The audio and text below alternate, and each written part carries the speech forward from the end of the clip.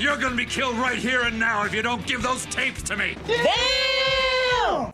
Oh shit, the chief is not fucking around tonight. Run my boy those motherfucking tapes, Demigawa. Welcome back, everyone. Episode 11, Assault. Well, we've officially entered what I will call the second act of this series. It's been a long trip, y'all, but I'm excited we've made it this far. Anyway, the episode starts off with Light admiring the sunset with Ryuk in the background. Nothing is actually said during this scene, as it's more so to just let you know that currently Light is in his room. We transition from this scene to the task force headquarters, where the group is discussing the disappearance of Naomi Misora. Regarding Naomi Misora's disappearance, shouldn't we open an investigation into this matter? Why haven't you already done that? The next line comes from Aizawa, who claims that she's been missing for 4 months. I'm not even really sure what would be sparking this conversation so far down the line. It seems like it should have been a question that was asked when y'all found out about her, which was at least 3 months ago. I find it odd that we haven't found her body yet. If we did, it might provide us with some much-needed physical evidence. So, 2 things. 1, I do wonder where she killed herself. I know Light instructed her to go to a place where she'd never be found, but where exactly is that? It actually kind of ties into the rule from the last video. You could instruct someone to kill themselves in a place where they'd never be found, but given the subjective nature of such an instruction, it's difficult to determine how effective that would actually be. But I would argue that, given that she was once an FBI agent, she'd probably be better than most at concealing the site of her suicide, hence why they haven't found her after 4 months. But secondly, the bit about physical evidence is actually pretty interesting. I mean, Light did touch her license and he wasn't wearing gloves when he did so, therefore they could possibly get his fingerprint off of it. It may very well be the only recent fingerprint on there, given the fact that she was wearing gloves at the time. Anyway, Watsuki shows up and tells them that they need to check out Sakura TV. They turn on the program and find the network will be sharing a message from Kida, the same message that was mentioned at the end of the previous episode. They go on to explain that they are essentially hostages and that any deviation from what Kida has instructed will result in them being killed. Our audience rating should go up 60, no more like 70% after this. As I said in the previous video, dude's a total piece of shit. This man could not care less about being held hostage. He's about that motherfucking cream, you feel me? $1 bill, yo. 4 days ago, our program director here at Sakura TV received 4 tapes. We are definitely gonna come back to this. Anyway, the hosts go on to claim that the first tape that was sent contained within it predictions regarding the deaths of 2 criminals via a heart attack, which ultimately came true. The hosts go on to say that the second tape left instructions for them to air it today at 5:59 p.m. They go on to say that the tape also has a message from Kida to the world. And now, the video. I just want to take note of the roughly 10 seconds of silence leading up to Kida speaking. It's a nice little moment to build the tension as we find out what Kida has to say. The news anchor Mr. Kazuhiko Hibima will die of a heart attack at exactly 6 o'clock. What? Change it. Okay, so clearly things have fucking escalated, and I've got a lot that I need to say about this. First, going back to the clip I showed earlier about them receiving these tapes 4 days ago, Demigawa, seriously? What the fuck? The reason I'm saying Demigawa is because I know this motherfucker had to have seen these tapes. I know for a fact that someone had to watch it, if for no other reason than to make sure it wasn't fake, or probably more importantly, something explicit. And I know, there's literally a corpse on the TV, but that's not their channel, and therefore it is not their concern. And I understand that they're essentially hostages, but that doesn't mean you have to revel in it the way he was.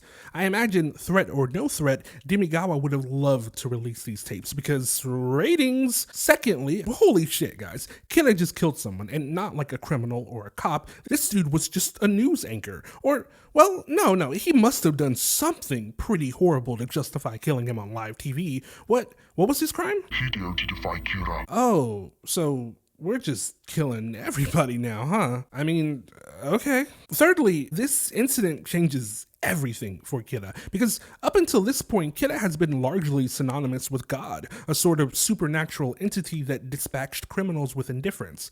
Kida was performing feats that were far beyond the scope of anything ever thought possible, all without ever truly revealing themselves.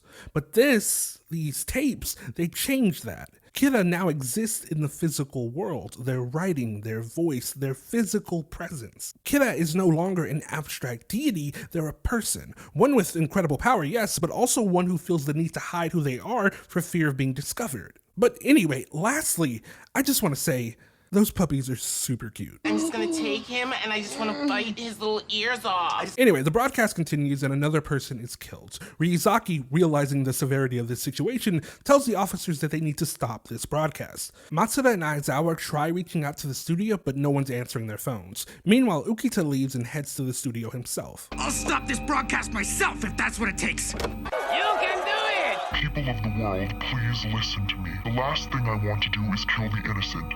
I hate evil and love justice. I've always thought of the police as allies, not as enemies.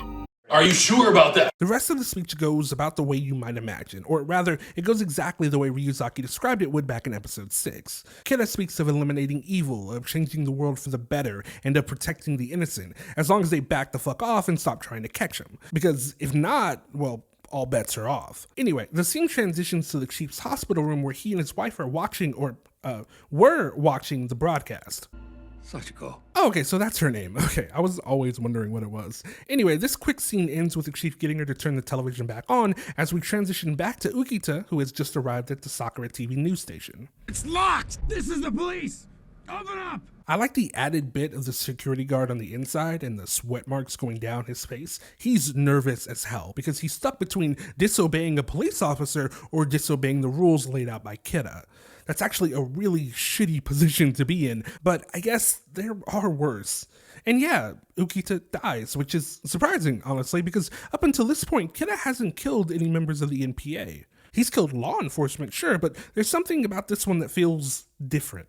It's not as though Kida has gone out of his way to avoid killing members of the NPA, but it brings the fight a lot closer to home, more so than 13 random agents from a different country. We then head back to the task force where they've just found out about Ukita via the news. Mr. Aizawa, where are you going? Where do you think? I've got to go there. You can't. Please think about this rationally. This feels so incredibly real. For months, things have been relatively slow, almost stagnant. Sure, Ryuzaki has been closing in on Light, but nothing's actually happened on their side of things since the FBI agents died. And these detectives had no relationship with them anyway. But then, all of a sudden, not only has Kida announced himself to the world, but they've also just killed 16% of what's left of your team.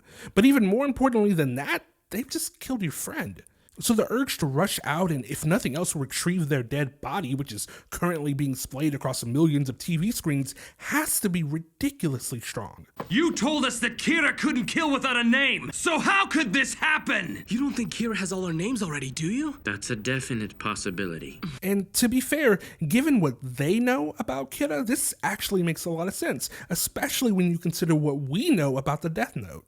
I mean, think about how quickly Ukita died. He got out of his car, walked up to the door, said a few words, pulled out his gun, and he was dead. It all happened in roughly a minute. So, given the fact that we know how Kida's powers work, Kida would have had to have immediately recognized this person in order to kill them so quickly. You could argue that Kida memorized the names and faces of people working the case when he accessed their database, but that would be a ridiculous level of recall. And so, if that wasn't what happened, then really, that could only mean one other thing. But we will get to it. Please control yourself. We've lost Ukita. I understand you want to go there, but if something was to happen to you as well... So I've gone on and on about how Light's so great at keeping his composure in tense situations, but you know what? I've never really given Ryuzaki that same level of praise. And to be clear, he deserves it. This is a very, very stressful situation, but the entire time he's kept a level head about things. He's telling Watsuri exactly what he needs, he's telling Matsuda, Aizawa, and Ukita exactly what to do, and now he's working to keep their emotions in check, all while trying to analyze the broadcast in real time. And much like Light in episode 8, while he's good at keeping himself composed, it's not necessarily easy. Anyway, as Kida's broadcast continues, with Kida claiming to want to work with the police, we find Sachiko coming back to the chief's room only to find that he's gone. We then immediately cut back to Sakura TV where we find the chief barreling through the front door. Hold the fuck up, where'd Ukita go? I mean, it's obvious that he's not there, but like, who grabbed him? I can't imagine the guards did, or maybe they did, I don't know. It just seems weird to risk going out there to grab a body. If anything, I would argue that it makes more sense to keep it out there as a deterrent for anyone else who tries to approach. But whatever.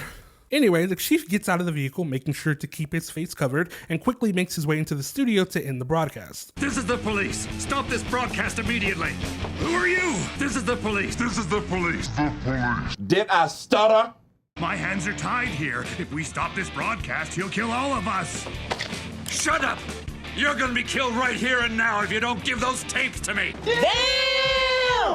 Oh shit, the chief is not fucking around tonight. Run my boy those motherfucking tapes, Demigawa. Welcome back to How to Use It. First up, the instrument to write can be anything, cosmetics, blood, etc., as long as it can write directly onto the note and remains as legible letters. Pretty straightforward, honestly, though the bit about remaining as legible letters is interesting. I suppose they just need to stay legible until the person dies, but it's interesting nonetheless. Next up, even the original owners of the Death Note, Gods of Death, do not know much about the note. And, okay, not so much instructions as they are a reason for us not to give Ryuk such a hard time, I guess. Because apparently all of these motherfuckers are kind of clueless about how this shit works. Anyway, upon returning from the break, we see that the chief, well, he's still wilding out. This is happening because you chose to make Kira a celebrity.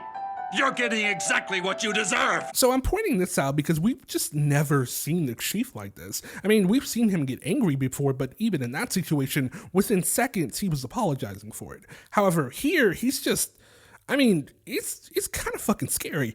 And I guess in a lot of ways, that's the point. Much like the other members of the task force, he knew Ukita. He likely knew him for years, and to just see him lying on the floor while he's in the hospital, I mean, if I had to guess, he probably holds himself responsible. Not that he is, but you know how people can be. If only I had been there instead of here, I might have been able to stop him.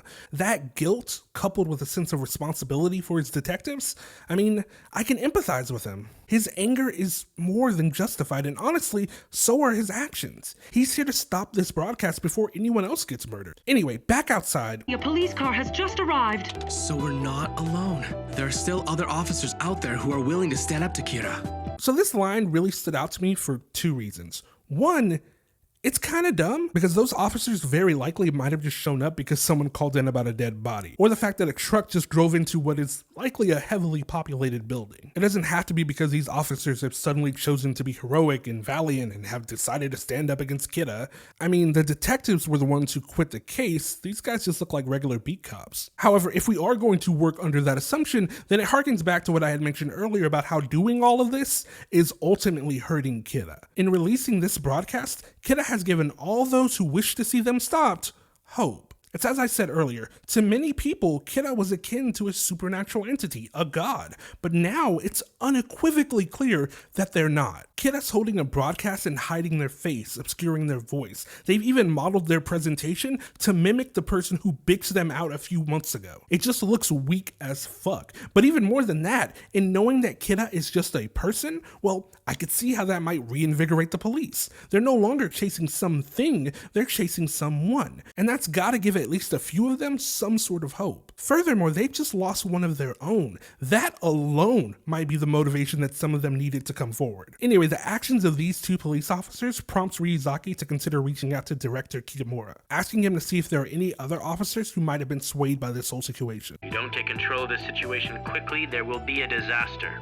But technically, we're not supposed to be involved in this case. What? What kind of fucking answer is that? People are dying, motherfucker. Who gives a shit about who's technically working on this case? Anyway, the two police officers unfortunately also end up dying, bringing tonight's kill count up to 5. Hell, possibly 6 if Demigawa doesn't hurry the hell up, because the chief ain't fucking around tonight. Anyway, after retrieving the tapes, he calls Ryuzaki. He explains that he has the tapes and is ready to bring them out, but he comments on being weary about going out the front.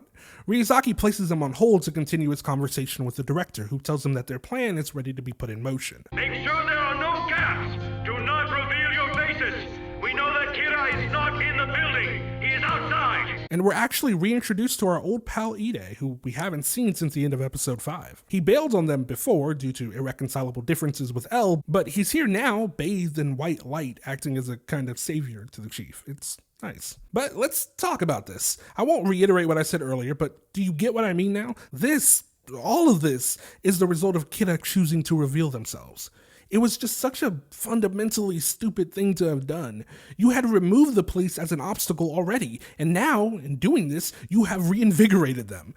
It was, without a doubt, one of the dumbest fucking things Kira could have done. And I understand why Kira did what they did. I get it, but for fuck's sake, man. The police refuse to cooperate with Kira, and as much as I fear for my own life in saying so, this is right. We must fight back. I am NHN's golden news anchor, Koki Tanakabara. The fucking balls on this man. I mean, go off, King. Fuck. Said that shit with his whole fucking chest. But again, these are the repercussions of Kira doing what they did. But I'm not going to harp on it. We head back to HQ where the chief walks in and immediately apologizes, which I thought was kind of interesting. Anyway, he then passes the tapes to Ryuzaki. The postmark is from Osaka, but Kira can control his victims before they die, so he could have delivered it from Osaka without going there himself. So, two things about this one. First, I knew beforehand that the tapes were sent from a different location, but I never realized just how far Osaka is from the Kanto region. It's a 7.5-hour drive. That's pretty fucking far. But that actually leads me to my next point. What would be the point in sending it from Osaka? I mean, I suppose you could say Kira thought it would be too far out of their jurisdiction, maybe? I'm not really sure what their thought process was, but if you were going to send it from such a distance, why not have it sent from another country altogether? Make it all the more difficult for them to get to the point of origin. Anyway, Ryuzaki asks Aizawa to head down to the crime lab to have the casings analyzed, as Ryuzaki takes the tapes themselves and begins watching them. We fast forward to the next day and Ryuzaki is ready to share his findings with the team. So if the police had chosen to work with Kira, then Kira demanded that more criminals start being broadcasted. In addition to that, Kira had also instructed that L and other high-ranking officers need to appear on television and openly commit to their cooperation with them. Meanwhile, the other tape states, well, since they decided to go ahead and air it, let's just see what it says. I can only say it's a shame that your answer is no. This will not go unpunished. I'll start by taking the life of either the Director General of the NPA or the detective known as L. The Director General or L, you have 4 days to decide. So, okay, I mean, look, it was still stupid to go about it this way, but Kira has created quite the interesting situation. Granted, L really has no obligation to present himself. If anything, by airing this, you've kind of just potentially fucked the Director General. Which actually brings me to another thing. Why air this? What do you have to gain by putting this out there? I mean, it was pretty clear by that demonstration that the police don't fuck with Kira. It kind of seemed like an answer in and of itself, but still they went ahead and played it anyway? I don't know, it just seems kind of weird. Anyway, we finally head back to our dynamic duo. Nope, not that one. There we go. It would appear that another Shinigami has come to the human world, and somehow that Shinigami's death note has fallen into the hands of someone who agrees with Kira. Okay, finally, I can quit with all the Kira this and Kira that and call them who they actually are. Kira and the second Kira, because all of that bullshit from last night was the work of another, less practical Kira. Anyway, what are the fucking odds that there would not only be a second notebook in the world, but that it would also be picked up by someone who just so happens to really fuck with Kira? I mean, really, what are the odds? Like, not necessarily of the second notebook itself, but of it being picked up or given to someone who worships Kira. How many people are out there secretly worshipping Kira at this point, I wonder? Hundreds? Thousands? Millions? Absolutely no way to know for sure, but still interesting to think about. And this person most likely has the Shinigami eyes. If I leave things, I'm pretty sure that L will be finished off within the next 4 days. So, as stupid as this was, it did work out in Light's favor, maybe? It's weird that he would just assume that they would choose to kill L, because L is the one that's actually fighting against you, whereas the Director General, I'm assuming it's this guy, has been just kind of whatever about the whole situation. Why? I mean, in what world would they choose him over L? They literally go to L as a last resort to get shit done. I mean, you're telling me that the Director General of the MPA of Japan is more important than the world's greatest detective? I can't forgive this imposter for the way he's tarnishing Kira's image with these senseless killings. Oh, that is just so interesting that he would just, like say that, like actually say that and mean it. Like he hasn't just killed people needlessly. That's okay. Anyway. Not to mention if he slips up and gets caught, the death note could be discovered, and that I cannot allow. I got nothing. That's 100% a fair point. The other person is reckless, and I understand why Light would want to take them out. This guy's laugh, man, just warms my fucking heart. I don't know why. Anyway, the scene ends with Light making his intentions clear as he claims that his next step is to join the task force so that he can keep an eye on both L and the fake Kira. We then transition back to HQ. Ryuzaki, Several of our member countries are in favor of having the real L appear on TV. I'm sorry. What? What the fuck? That doesn't even make any fucking sense. One, why are you reaching out to other nations about this? This is about a high-ranking Japanese officer and L.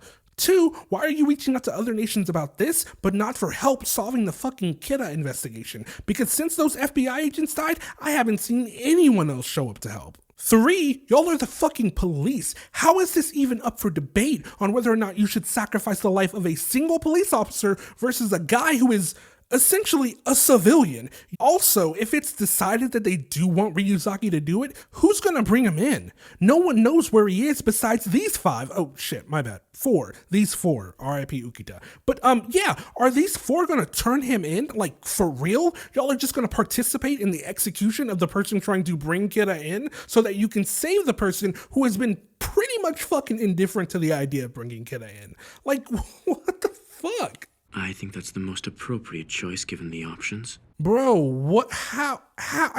Okay, fuck it, I'm over it. There's a strong possibility that this Kira's a fake. Interesting that he just come up with that, but also not super surprising. This is a major deviation from the person they've been pursuing for the last 4 months. Like, by a pretty significant margin, but yeah, L once again showing us why he's indispensable, even if the world thinks otherwise. Fucking idiots. I looked at the victims he used for his predictions on tape number 1. Both their names were only reported in tabloids and daytime talk shows, so they weren't exactly hardened criminals. He'd want to make absolutely certain that he didn't predict the death of a criminal who could be killed by the real Kira first. And that was an astute observation, to put it mildly. What I really liked about that comment, though, was what he said about them only being reported in tabloids and daytime talk shows, because, I mean, given who the second Kira is, well, that makes a lot of sense, honestly. But also, it provides us with a glimpse of how, I really don't know if intelligent is the right word, but it was smart of the second Kira to keep that in mind, especially if they wrote those names down days or weeks in advance.